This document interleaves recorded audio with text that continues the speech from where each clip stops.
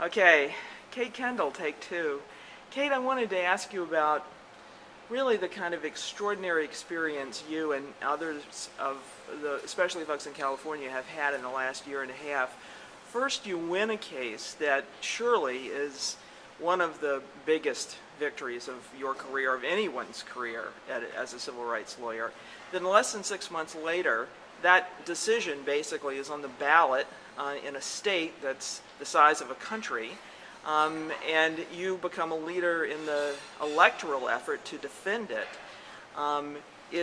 The good guys lose. You have to endure a lot of criticism for decisions that unfortunately were made by human beings instead of by perfect creatures of some sort. And now you're back in court.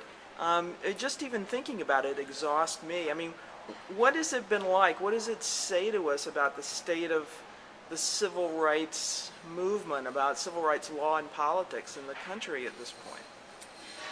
Wow. Well, it's a great question, and it's a weighty question. Once we shifted from winning the marriage case in California, which clearly was, the zenith of my career. I mean, it was. I've never been more elated than I was standing on the steps of the California Supreme Court with that decision in my hand. It was an extraordinary, extraordinary experience.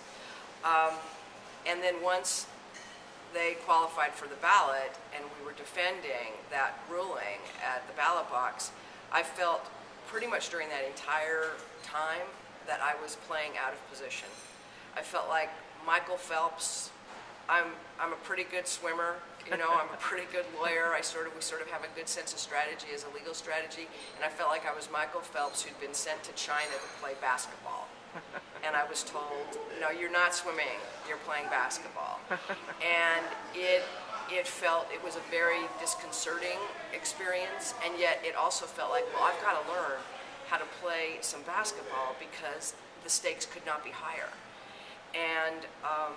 And so, obviously we all know what happened. Prop 8 passed, the campaign lost, and there was a lot of criticism directed at those of us who were in the LGBT community organizations who were involved in the campaign. And it's important to note, we didn't run the campaign. Political professionals ran the campaign.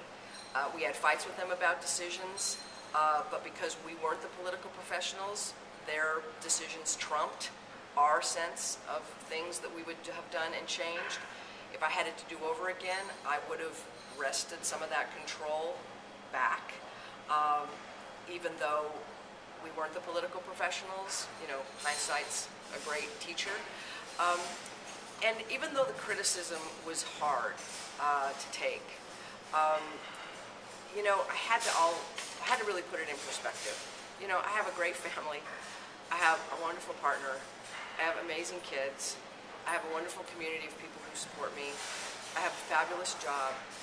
People were angry and disappointed that Prop 8 passed, and I understand that disappointment. And they wanted to blame somebody. And, it's legitimate for them to want to target people who were involved in the campaign. I now feel like the good news is most people have moved on from the sort of blame place to, all right, what the hell are we going to do now to turn things around in California? And I think it was messy, and that's a civil rights struggle. It's not a civil rights play date, and you just have to move on and keep fighting. And I look forward to the day where we're vindicated and Prop 8 is struck down, either judicially or at the ballot box. And I'm here for the long haul to see that happen, because that's unfinished business. Kate Kendall, you're the best. I love you, babe.